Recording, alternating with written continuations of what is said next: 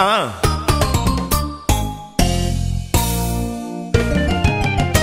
à Poto, ban Afrique, ban à monde entier, du nouveau Bolukaki, Yangoyo. Ban à Poto, porte à Sima Bakani, Bedi Batutu Liboso. Bomoko ya mboka kaka na souci au pesa bino lo malamu ozana Suède wana Belgique wana Angola wana Maroc wana Tunisie wana Ngwanzu mais pour kotala événement ya Kisasa famille omona kala o matanga CDT lelo ya raté o anniversaire à mona ti le montage ici la raté yaka awa kaka na bomoko ya mboka kipa makasi na Kinshasa pour satisfaire bino pour na plaisir na bino bomoko ya mboka bakisi wana flat wana boutique d'habillement ozana galerie na yo, ozana salon de coiffure, ozana auberge na yo, en tout cas prix promotionnel les alliés. Contactez Bomoko ya mboka Kinshasa, Suède, Belgique, Canada numéro na biso.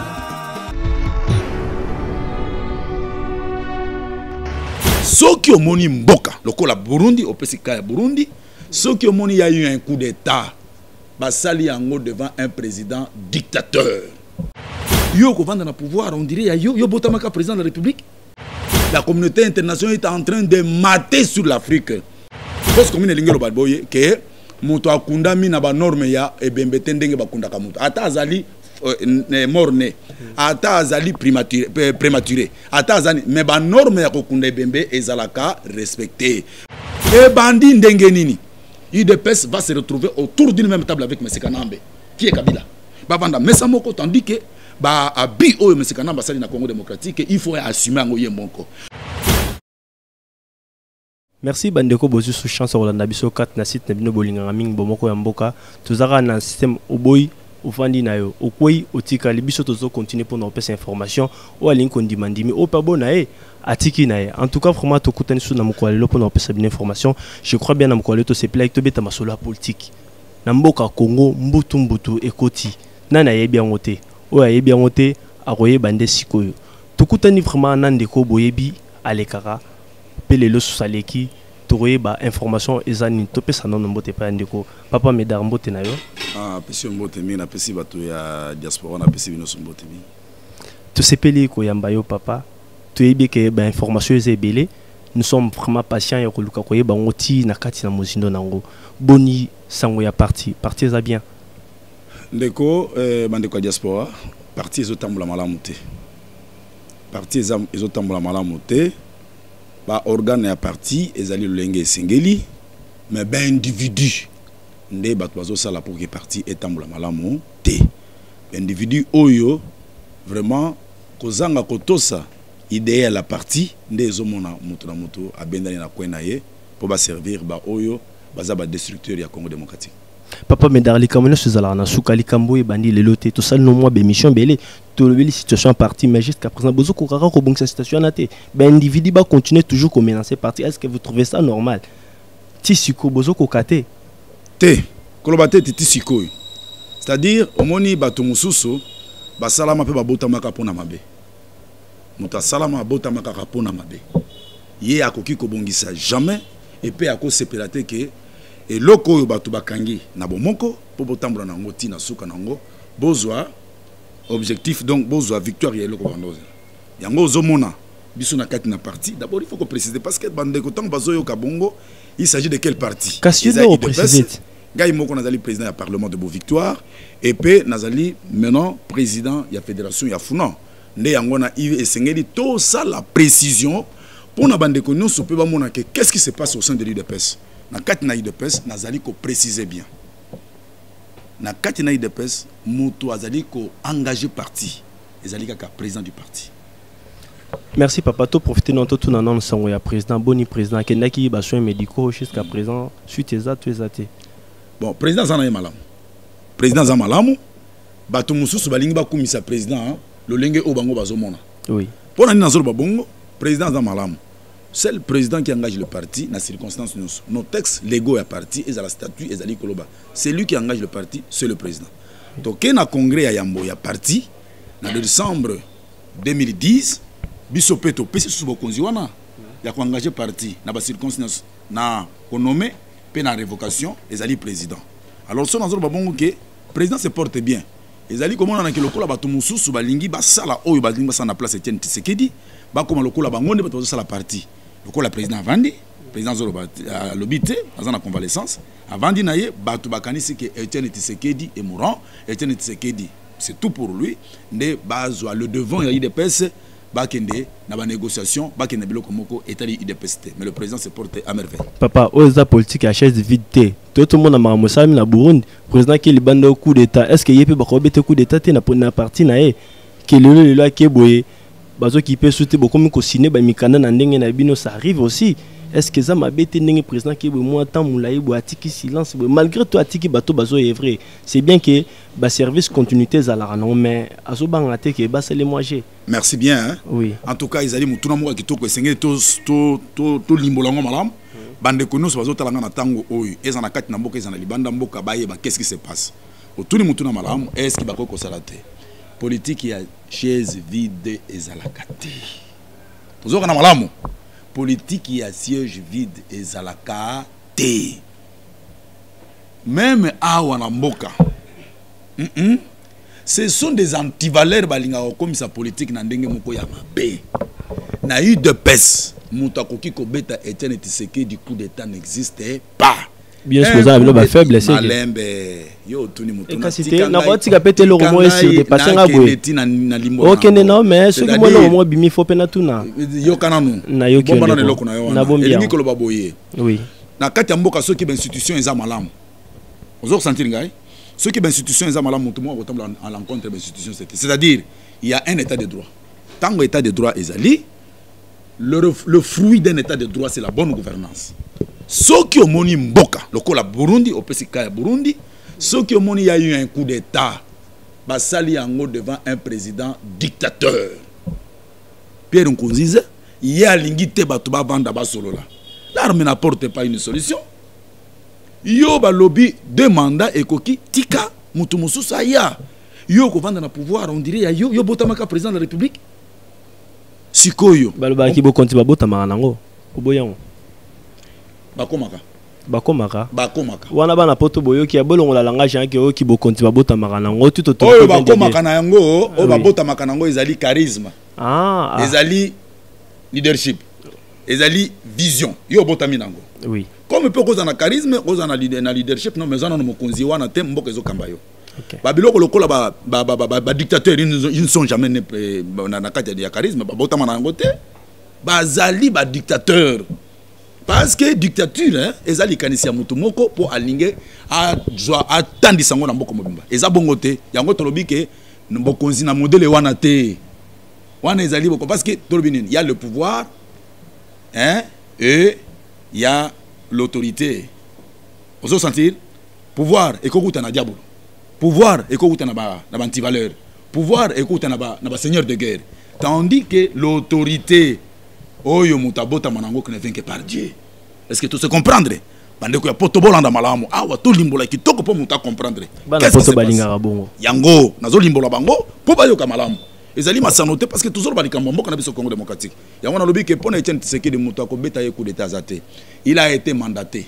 Etienne Tshisekedi na congrès to pesiye bokonzi.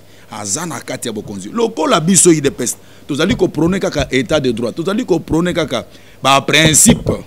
Les valeurs, yangonde zo sala nous devons respecter ce qui se trouve na kati na maponami parce que na kati na makomami na biso po yangonde ezo mema Congo na kati na mbongo na nango Congo eya et comme état de droit Congo et comme la démocratie Congo vraiment total que vraiment il y a un développement social kuna nemboka ekotambula malamu mutako sala Etienne Tshisekedi coup d'état azate yo lobby bien parce que tozomona ba fausse décision bimi ngana ko bien ngo ba fausse décision comment fausse décision nazo ko pesa précision po bandeko ya poto balanda malamu awa nazo ko benga fausse décision omoni basalaki une certaine commission d'entente de réconciliation c'était une fausse commission wana moko na kati ya commission devant le maître Aselo qui est juriste a lobby que maître na niveau na yo ngai moyena bomba likambo izate biso ngai nde nazali auteur nazali rédacteur ya commission ya ba décision ya ba fausse décision donc moko ya commission a lobby ngai nazali rédacteur il y a ba décision wana pour que ba décision ebima de fausses décisions, une série de 4 décisions. À lobby du sous-soukuna na kati ke biso toza na signature ya président, pe tozali na cachet ya président. Donc fabriqué. Par conséquent, même na mobeko bazali kozwa esengeli etumbu ezwa bango ya kokende boloko na parti esengeli basali ni balongo la bango na parti. Est-ce que si vous sanctionnez bango? Biso toko sanctionner te. Biso nde toko sanctionner te. Mais organe wana sanction ce qui parle. Organe ya sanction wana la commission de discipline là. Oui. Félix Chilombo, c'est-à-dire ici na bato bazala ki na kati na commission wana bakoyokela bango te.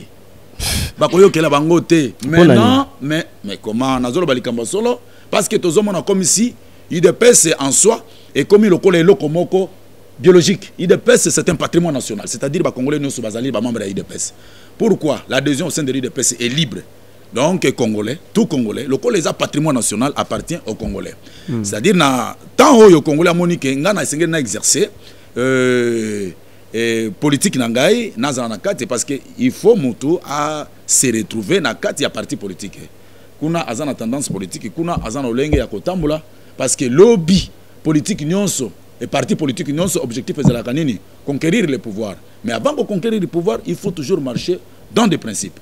Vous avez un principe pour conquérir le pouvoir. Et quand vous avez le un poulailler qui a modèle wana ezalakate. Yangona tozolo bake mutu mokote ako benda ako longola Etienne Tshisekedi président de la République. Pardon, président du parti. Etienne Tshisekedi topona ki na congrès. Si lelo oyo Etienne Tshisekedi et que en lui il se sent peut-être mal à l'aise, fatigué ezali kaka congrès. Oui. Ce n'est pas un individu, ce n'est pas une famille biologique. Nde congrès mutu kuna na kati azali libre comme congrès ezali organe suprême ya parti nde yango ekozwa mbela nyonso ke non pona boye papa alobi président alobi que non ça ne va pas ngai na pema il faut maintenant sikoyo bopona successeur na ngai po akota na sika na ebonga oyo ya président du parti mais mutu songolo pakala oh ba décision et le côté ezali te pe ekotika la kozala te toutes les décisions à l'absence d'Etienne Tshisekedi actuellement et ni le sens de fait et ça la rara bon non lobby parce que ce que la bonté prochainement to kutana bana poto to beta masolo boroyo raso ki makambo le beza bongo za bongo eza bongo okoyi batiki yo to leki bana poto bolanda biso boroza la décité na information na bino vraiment tozali ko continuer papa to komi na moment oyo to bengi ya élection to be que d'habitude UDPS besoin d'habitude y en a trop ya ko boycotter bon ko soulever ba préalable trop l'élection provinciale d'ici là pe sa biso position na bino UDPS. Merci. Yo lobby UDPS to boycottaka te ndeko na lobby po botambola bien il faut ba principe ezala vraiment mais ensuite il y a préalable ba principe ande ça là qui boycotter non yonga na lobby cette fois-ci bo soulever que ba principe te ba préalable ezala qui to boyo kanga ina loba parce que za mutuna botuna ngai la lingi pena presa précision na bande kunanga nyoso bazana poto ba nanga malamu awa na makambo tozana ngo liboso na biso etelemi ezali élection provinciale.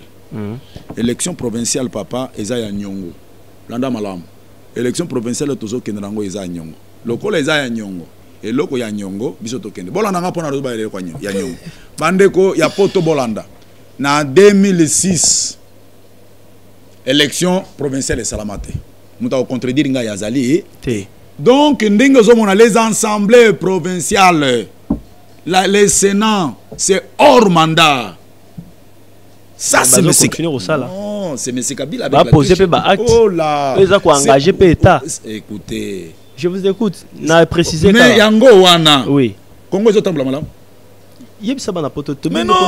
Yo moto tuninga nga pe na tuna bande ko poto parce que kuna oyebi effectif bazana poto. Makambo no tuno ba effectif ya diaspora c'est ça.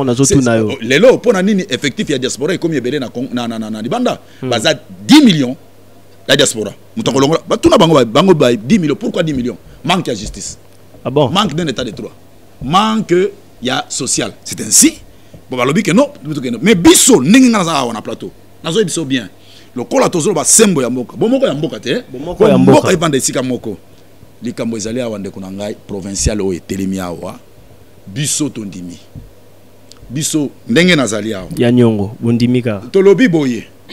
Na 2011 Etienne Tshisekedi peuple en danger na salani na postulé po na bikisa bango peuple en danger lelo loko les elo kwa nyongo biso moko membre ya UDPS ezala na kati ya ba fédération Kinshasa ezala ba fédération ya intérêt ya mboka na biso bande ko ya libanda likambo ezali awa nous devons prendre l'avance c'est-à-dire toujours le devant et bon na likambo etali provincial ango na processus électoral to milengeli parce que plan A ezali provincial abango plan B etali biso UDPS na bino ba congolais ya diaspora parce que toko kende ka bongo te et sengeli boye bayango likambo zo salama ezaye eloko moko poto ba congolais ba milengela na nyonso mais élection provinciale existe biso UDPS nous sommes prêts pour des élections provinciales toko kota yango tozali nango pour faire bouter Kanambe. D'ailleurs, Kanambe n'existe pas. Ah bon? Et qui organise les élections? Yango Sona Lobby n'existe pas. Ozo mona eloko yo pona nini? Ba meki ko tenté. Ba tenta qui? Par une tricherie de la loi électorale. Torokoma wana yo kincha no mutema torokoma. Voilà. To progresser vraiment le roi aux vraiment dans le besoin. To meka un peu ko le canon na sujet au tout ça non pour les mêmes actualités. Bana poto boyebi nungu zo tambola tout ça na posa to yoka na monoko na bino bato ya IDPS parce que contenu à lettre de fois o ba benga ngomi soupli fermé mais za découverte. To yebité bana mboka bazali kolanda yo bazali na diaspora o baza na Congo en Afrique partout dans le monde baza kolanda yo. Okoyi ko yebisa biso contenu à lettre wana e utaki na majorité précisément et pas à président et mogo na bino bolingaka dialogue parce que tout le monde est ba concertation salamaki ba français yake belé bimaki bino bobo yake on bozaleka na posa ya dialogue cette fois-ci et comme les bino dialogue yebisa biso contenu nango ezanini ya dialogue wana. Merci Mopanzi Sangona yebisa yo dialogue oyo bozoyo ka dialogue eza dialogue tendu par la main de M. Kabila te oyo azo sala aventure na ye des émissaires à l'IDPS bateau yo place émissaire wana akende kokuta na bango et concerné kaka bango ne concerne pas l'IDPS et c'est que le président du parti nazolo ba qui engage le parti ne concerne que bateau ya kenda ki ko présente so ki bango nde bato bazoli ya mbongo Kanambe akuba kofuta yango ozoka awa bande kwa diaspora eza masanote et concerné kaka bateau yo place bakende kokuta place bakuta na ko banda butu na moi pona kozwa pona ko engager IDPS bango bato majorité basali et loko ya erreur makasi parce que ce n'est pas bato bakende ko remettre lettre wana ki bango bato zo ko engager IDPS mutu engagea ka IDPS na ba préalable c'est son excellence le président Etienne Tshisekedi wa Mulumba c'est lui qui est le président du parti c'est lui qui engage le parti le reste wana eza ba scénario na bango bakende ko sala so ki ezala ki promenade de santé pas que majorité ba mona ki baloba que non voilà nous sommes maintenant unis en RDC ils ne sont pas unis moto akenda ki yende mutabo makabatu yende mutasala qui fausse commune kuna c'est lui l'auteur de tout il ne peut jamais être émissaire ce qui toujours le dialogue c'est l'accord cadre ba signataire Kanambe est signataire de l'accord cadre d'Addis Abeba en 24 février 2013 d'où nakati ce qui toujours ba eloko oyo elingi koloba boy tam to kota dialogue Kanambe ne sera pas parce qu'il est signataire d'accord cadre nakati na accord cadre pour bokende na dialogue accord cadre ezanini il faut bandana na kosala et ko renforcer nini institution ozomona après boyena restauration de l'autorité de l'État après restauration de l'autorité de l'État des dialogues comme il est individu Kanambe c'est une institution il est président de la République c'est une institution alors tant bazali koloba bien que il faut ko banda na ko bongisa ba institution c'est lui. Il est tricheur à Koka Kite, il n'a pas gagné des élections. D'où il ne peut pas être président de la République. Par conséquent, il n'existe pas au dialogue. Dialogue Ouana, c'est pour conserver le développement, la paix au Grand Lac, surtout en RDC. Le Koleza Bongo, il y a même des pays qui assument Congo, tel que l'Afrique du Sud, signateur y accord cadre. Alors, ndenge tozo kende bongo, ndenge tozo kende lelo yo, ndenge zali ezase bongo. Alors, pour na likambu etali ndenge zolo ba que non, la lettre vient d'où? Lettre wana ba yoko pesa nani? Place uta ki mutango ayebi place akende kotika. Nani wa pesa na parti comité. Oh non. Oza président de la fédération ya Funa. Et comme na parti, et comme la kinani. Kaka mutu wana. Soki na maboka. Okomi ko banga susi yotanga ba kombote, kasi tanga mutango te. Mais faut tanga mais c'est Félix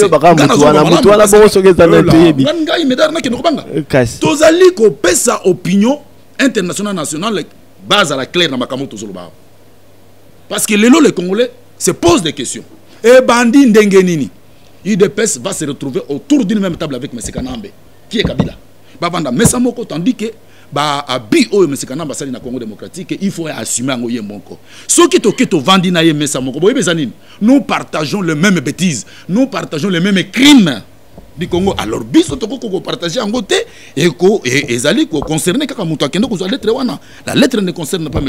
Etienne Tshisekedi et l'UDPS et concerne kaka bato bazo kiango ce n'est pas M. Etienne Tshisekedi et Talibango. Ah mais comment siko lettre wana c'est que nous considérons ka coquille vide.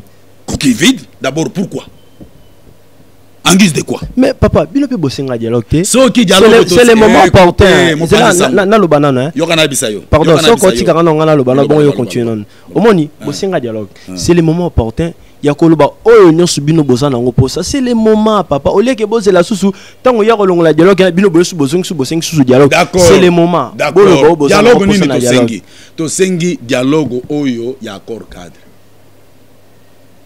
Mais il peut botali lettre na tengeli ngelo ba question que ça accord cadre. Ba consultation et banina na ko sala ba consultation. C'est la communauté internationale à travers la MONUSCO. Yango yende muto ko banda ko sala ba consultation et non mais c'est Kanambe. Il y a M. Kanambe, c'est un glissement, c'est connu de tous. Et ça glissement, Zoluka Keno, pour Aroko Sabato Keno, maintenant voilà, je suis ensemble avec tout le monde. Biso Kunate, on est glissement, glissement na ye, ezalité. Soka linga kende, a kende na pété. Muto akangi ya wana Congo azali susote, c'est-à-dire na bango ba mindele, ma be eza na bango bino ba mindele. Bino bolandangai malamu eza bino boteur ya makamunyoso. Qui se passe ici en Afrique? Tandis que bozo mona ba immigrants. Bozo mona bango ba immigré ne bozo mona bango ne bazo sala mbala na mbala balokota bango na mai kuna parce que bazali ko kende kuna faute ya Afrique ne se retrouve pas comme un continent en exercice dans les lois, c'est-à-dire dans des principes, il y a état de droit. Afrique est comme si la communauté internationale est en train de mater sur l'Afrique. Ndema be yango na bande komingi bazo kende kuna pa na bango ba tika Afrique librement ezwa lolenge nango ya mibeko po etablo to kende liboso ba mindele oyo nde bazo ko sala biso ba nyamu mingi bango nde bato sala bongo vraiment papa Médard ale liba na poto ba mindele soki bozo la en tout cas wana vraiment naza pour ba mindele boutique Afrique libre ce boutique Afrique libre te sort nango Boyeba. Papa Médard, vraiment, tu comme pousse na suka, y émission na biso nebi ke ezamba la suka te oya to robetara ma solo so ki information sali. Yebisa biso non no moi li loba ya suka concernant ba dossier les cas qui a ba fausse commune on est où là. Merci. Merci. Na sepeli na mutuna ya mupanzi sanga lobi na ngai likambo ya fausse commune papa na bande ko diaspora ezali likambo ko bomba te. Oui. On ne peut pas attendre d'une enquête de M. Kanambe. Ça c'est une aventure. Wana ezanango likambote. Nya rien. La véritable enquête ne viendra que ndenge bateki MONUSCO sala ba bloc nyos. Yo lobi na muto ya bomi ke yebisanga na bato boni bakufi kuna. Parce que kuna na kati na mabulu wana na fausse commune na bato bazana ba ketch, na bato bazana ba veste, na bato bazana ba soulier, bazana kati mais bazo kosa ba keza ba bébé. Bébé ya lataka batie ye et omoni sachet batie ka mukolo ya 1,50 m au-delà. Nde bébé bakende kotia kuna tala likambo wana. C'est le pouvoir en place. Bazaba auteur ya Likambouana. Vous verrez que ici, na Congo démocratique, organe délibérant, autobenga ka parlement n'existe pas. Babengi ministre de l'Intérieur, ba interpellé pour akende ko se justifier. Tala, babiloko leki n'a parlé du peuple. Vous n'avez aucune idée balobi que non. Il fallait que responsabilité ba pesa na gouverneur na ba pesa na gouvernement provincial. Est-ce que ça a un sens? Et ça a un sens. Bande qu'on a biso. Vous encouragez une bêtise qu'on ne peut même pas encourager. Oh, écoute, Moutou Api. Oh, ils allaient sonner dans le biso. Fausse commune et Zabango. Il y a eu même des 100 nouveaux. Makila ya Sika. Vous avez qui la place sur la papa Médard? Vous avez bilili. Nazala te batu ba moni yango liboso yo samta ba preuve mais comment reconfirmer makambo ezaki ezala lisolo nazolo bayango parce que d'abord fausse commune lingelo banini fausse commune d'abord pour prouver que ngana zo ata nazolo ba c'est-à-dire les solo fausse commune lingelo ba boye que moto akundami na ba norme ya ebembe tendenge bakunda ka moto ata azali morne ata azali prématuré ata azali mais ba norme ya kokunda ebembe ezalaka respecté bazwaka mutu ebembe avec beaucoup de valeurs ceux qui boke kotie na fosse commune et pe boke tie na libanda ya cimetière elingelo bani bozaki juste nana salaki yango est-ce que wana justice ezali est-ce que vous respectez batwana elingi kolobake et loko basalaki ils sont concernés de tout ce qu'ils ont fait parce que baza ba fautif ce sont des antivaleurs baza ba inciviques. Merci Papa Médard, comme il faut replonger vers la fin et entretien Nabiso, Bandeko Bosu tant que Nabiso tout un système au Koi Batiki Biso on avance toujours. Au Koi Batiki so hôtel mon Nabiso malam so hôtel maté ah Biso tozo continuer toujours na kata bomora mbora tozali tozo vivre qui toko adanze au boy etalio ondimi maboro pona yo. Vraiment Papa Médard fait sa programme il y a parti surtout que aux président à la fédération. Merci merci. On bien. Yebisi Bandeko ceux qui tozo balikambo eza pambate. Bandeko bolandanga surtout la fédération extérieure. Ça concerne les membres de l'IDPS et surtout la diaspora ya Congo. Bon peut bazana pour ça que ba comme na IDPS lobby comme parti Yamboka et Zaboy. Biso to sala qui désavait ya Mavun, secrétaire général. Quelque temps après la fédération ya intérieure. Sima Mikolo, fédération de l'extérieur. Ba désavoué Mbalawana Mavungu et Félix Chilombo. Ba désavoué Bango, ba ket. Biso na funa, il y a eu le comité fédéral. Na kati ya comité fédéral, je faisais membre du bureau. Nazali ki OPA. OPA na kati ya funa. C'est-à-dire il y a eu un président, vice-président na biso akenda ki déjà na Mavungu. Donc nazali ka président nanga OPA. Le président a été exclu par le président du parti. Tant qu'on exclut, na ordre de la pré-séance, non comme président. Et Zangaï, c'est moi tel que je vous dis là. Et Zali Kamorobombaté, ça c'est un principe hein, oui. Du fonctionnement du parti. Oui. Partout c'est comme ça. Maintenant, Ndengue Nazoloba, surtout ça évolue bien. Chaque vendredi, tout ça la réunion il y a fédération. Samedi, tout ça la réunion il y a section. Dimanche, dans la réunion il y a cellule.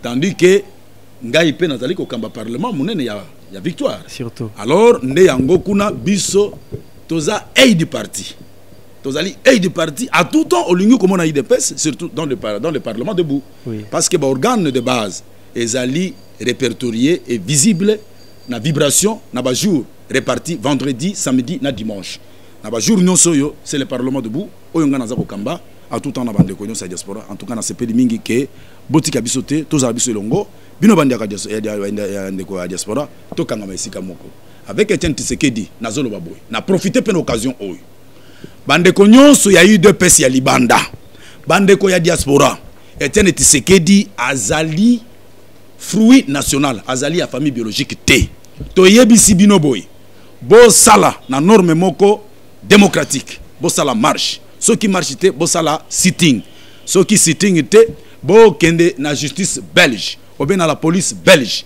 Ti place il y a président, il y a parti, il y a Zali. Bon, mon président a parti. Biso awa na Kinshasa tolobi yango parce qu'on ne peut pas vibrer, on ne peut pas être à la visibilité sans le président du parti. Kuna basalini séquestration et salami loko la président mon anate. Bino bo sala yango, poton di mango. Ceux qui bozui, bon moni président, bon lobake, il est le fruit du Congo, il est national. Alors biso moko tozoye responsabilité ya nyoso ezali katnaye bino boso s'occuper nango ndem eloko na lingina pesa bino yango wana. Merci beaucoup, vraiment te remercie papa Nathan on pesi biso pour nos solanayo et en plus te biso félicitations ndenge pour la nomination non ya président. Donc non nomination limité. Non limité. Non nomination limité. Boyo pe sous ma nomination limité na lobby na ordre ya préséance. L'ordre ya préséance ekoya suivi na décision landa malamu ndeko to lingi toza pas penser sans po bino bo panzaka eloko iza solo c'est-à-dire nano ebimité aucune décision maintenant koki ko bima sans que président signe sans que tout le monde président ton dimango mais na ordre ya préséance voilà na ordre ya préséance nde yango je suis président de la fédération.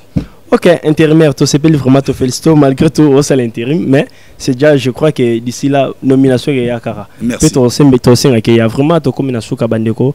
Merci Nathan Bozu vraiment pour nous relancer. Surtout Koutani prochainement. Mbote Nabino Noso Bozali na poto Afrique, Amérique, en Asie, partout dans le monde. Vraiment, Boza a toujours branché. Nasit Nabino Bolinga Raming. Tout Koutani prochainement. Bye. Au revoir. Merci bien.